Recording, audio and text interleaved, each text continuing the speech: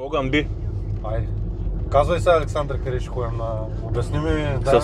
С кодови имена ще говорим, че да не издаваме местата. Дай ми разбор сега, къде отиваме на лаврашко място. Ага. Защото лавраците са интересни от Норвегия. Няма ги много. Да се окаже, че изобщо ги няма. Възможно е.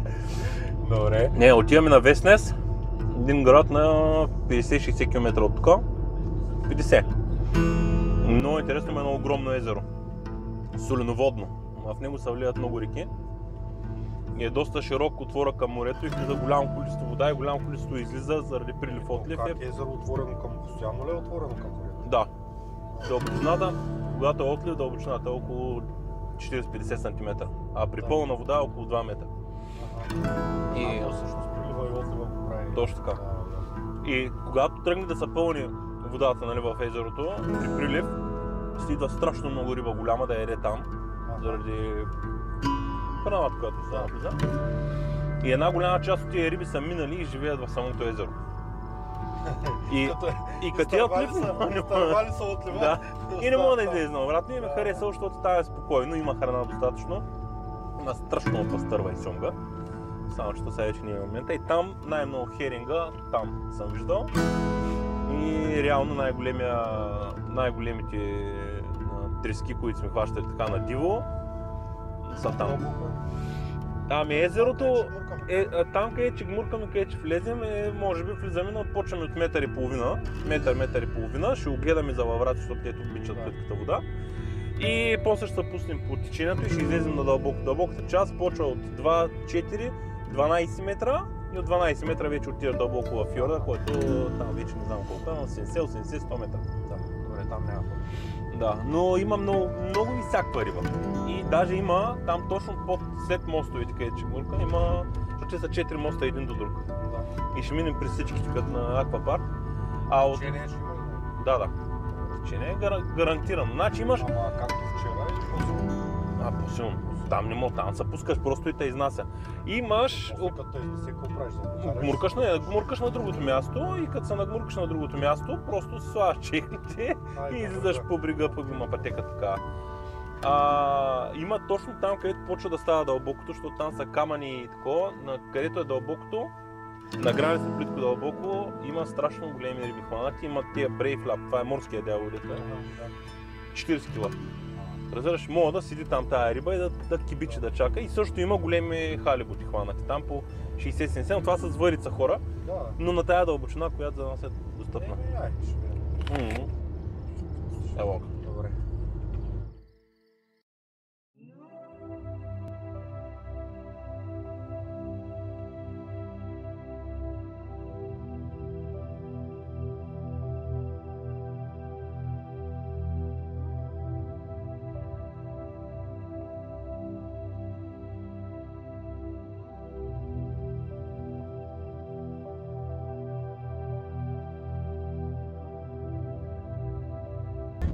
$2500 крони. Виж така водопадчето. Да. Ти нямаш вода, нали? Нямам, да. Ай, сега ще пиеш от най-чистата възможна вода на света.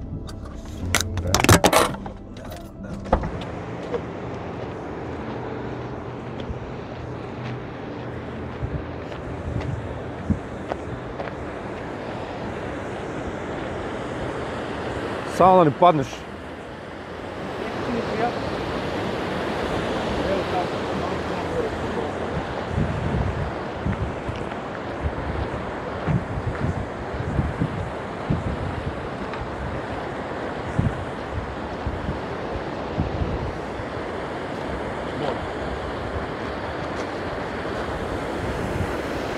Само да не паднеш, але.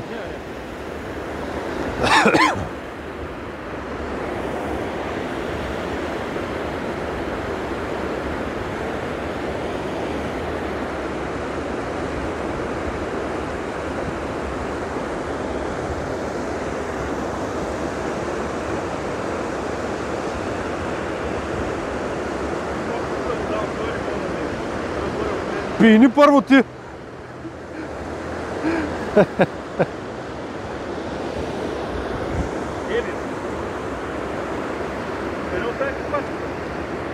В джоба?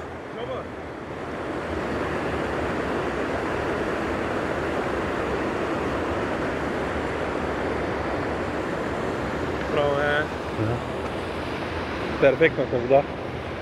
Свежа. От планината. Студена е.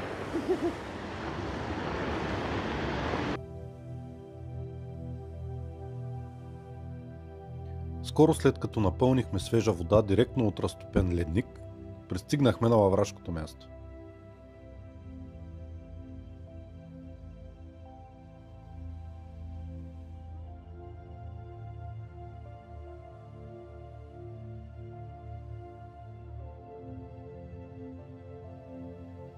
След още няколко кратки разяснения относно дъното и движението на водата, се намъкнахме в неопрените и влязохме в морето.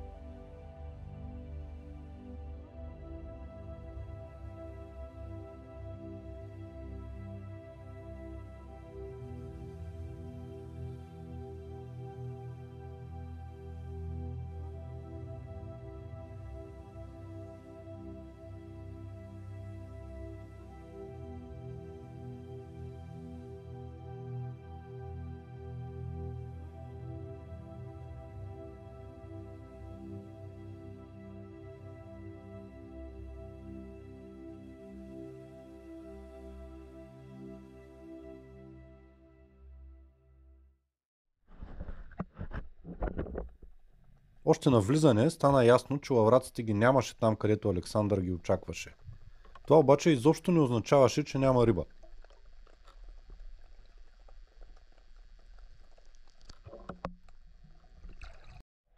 Треските бяха буквално навсякъде. Или поне така изглеждаше през очите на Александър. За мен нещата бяха малко по-различни.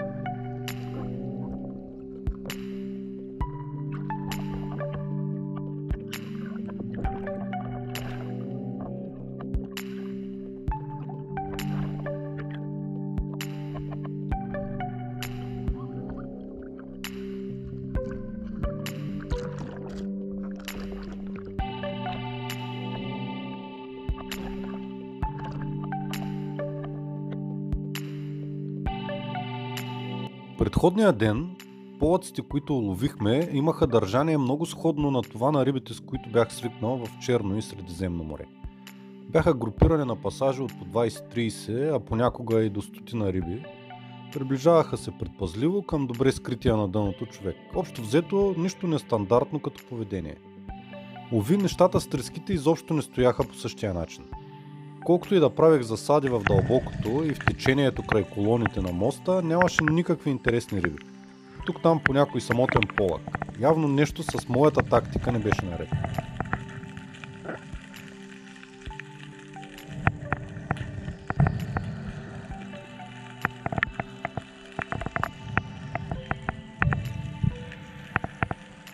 След няколко неуспешни гмуркания се огледах и видях, че Александър е на 100 метра от мен в посока по течението. Там беше плитко и равно и забелязах, че той си плува на повърхността и гмурка от време на време, като очевидно търсеше рибите под вода, а не залягаше да ги чака. Интересно, явно трябваше да сменя концепцията и аз.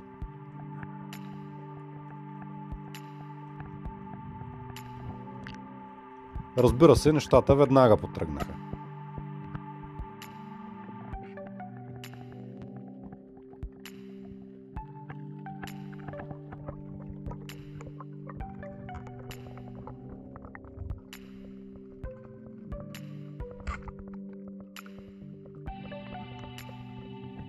Аха, мисля, че се ориентирах вече. Рибите лежаха неподвижно, скрити на дъното, в посока срещу течението, очаквайки водата да им донесе храната направо в устите. Страшни мързеливци са тия трески.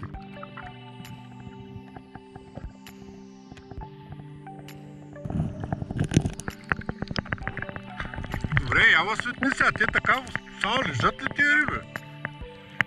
Да. Бачата в тия риби. Ама сега, защото течението почва се обръща, тук ще ги изтресим и отиваме към острова. То въобще не е силно сега течението. Ето, сега е тихо, сега най-спокойно. Значи сега ги натрисваме и каквото може. Значи какво, обикаляме ги търсим, тъй ли? Да.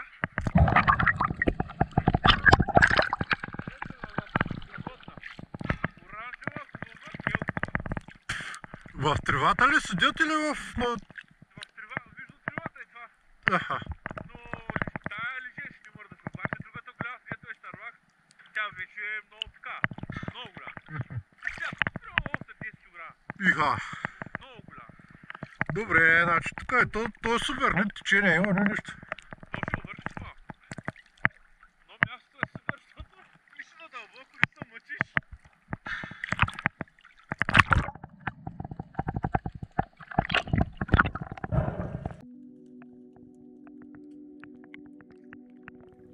След тези безценни съвети от брат ми, намирането на рибите стана съвсем лесно.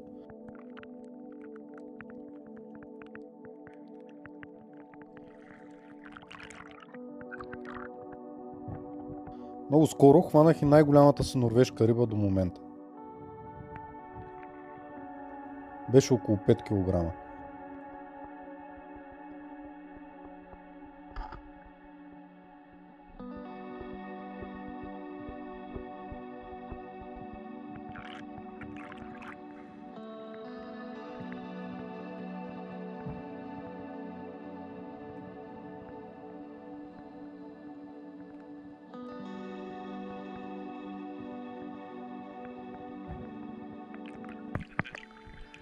Пак ли? А? Играх си с нея, ние оцелиха нарочно. Заснех я и бутнах я с тревата по главата и тръгва да бяга и там далече. Много тръски. Ама аз викам да фащаме навратно. Да, няма смисъл повече. Защото ние ги зачистим, тук ние ще изкараме 30 риби. Няма смисъл. Аз тук вече имам 7 ли, 8, колко има да купя. Не знам, аз току-що избирам чак още една. Да. Много са. А. И като замислиш хората, като кажат няма риба, няма отреска. Как няма, човек? Само зимата ви била треската. Ели си какво? Дай да е. Това няма такова лежерно гуркане на света. Да? Аз направо ще заспа, то няма вълничка, няма нищо, нито гуркаш, нито нищо. Аз отгоре от повърхността гледам нещо се размърда там, дигна някаква пушилка и легна.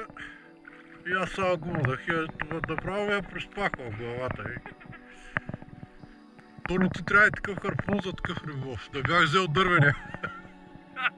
Обаче, да. Обаче интересно е, че изключително спокойна риба така. Още... Изключително принципно не е така. Те ли? Да, принципно движение. Аз сега в толкова кратък период от време толкова се скина на чатка. Аз до сега съм видял 3-4 диви и 4-те или лежаха, или супер бавно се придвижваха по долото, дето още... Само каква гледка е мъж. Само погледни коста. Големи клипчета му правим обаче.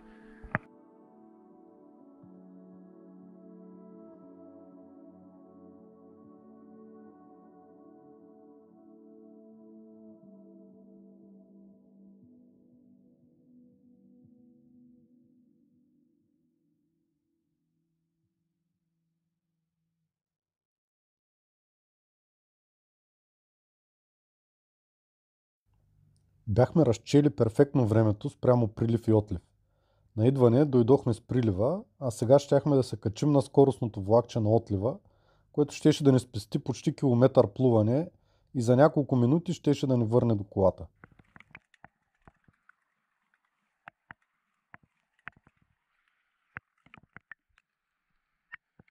Скоростта на водата на живо беше много по-впечатляваща, отколкото изглежда на кадрите.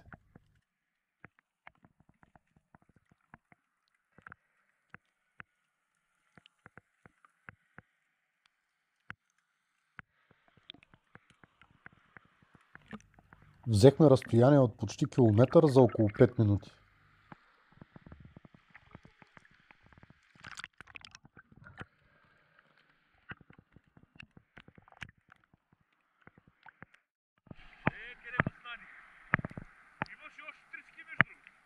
Те ли?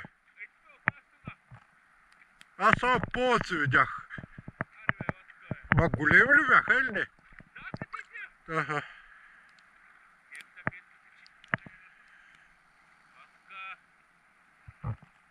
Излизаме, нали? Не, той тук и... Не ми проверя, ама няма, те щяха да дойдат. Вдигни ги малко така, пред тебе да ги заснема.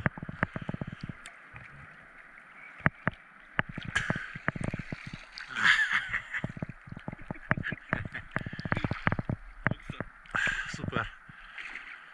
Браво.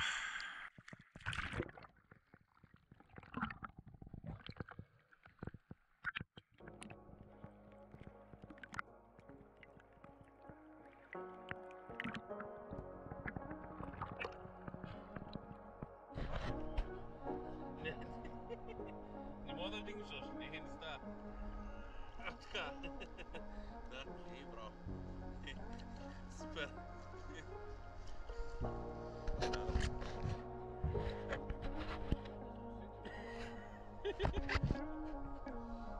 Няма риба, бе. Няма риба. Да. Ето, да се и много хубава там. Страхотна риба. Голяма, здрава. И само пасамаци. Тази ще ударена преди, там сам се удари. Ударена е преди в филети. Ами 8 ли са? 7 ли са? 7-8? 7 риби.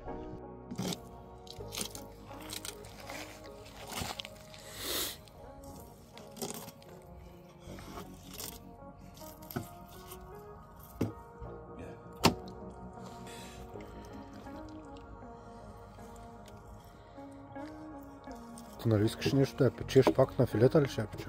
Всичко на филета. Занимаваме с кукали. Нали знаеш, филетираме и освобождаваме. Кетч и релиз, при нас е филе и релиз.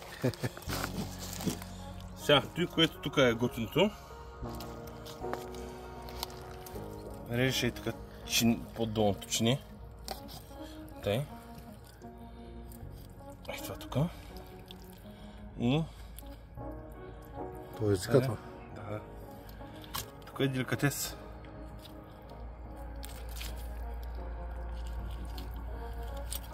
Ето. Ей това нещо, паниранко, направо е смърт. Аз реално най-обичам ей тия тук, обаче сега не ми се занимава с тях. Защо не ги изрежеш? Защото са малки, само от големи чези. Буска. Който разбира, тук се спира. Ето. Това нещо е направо. Супер.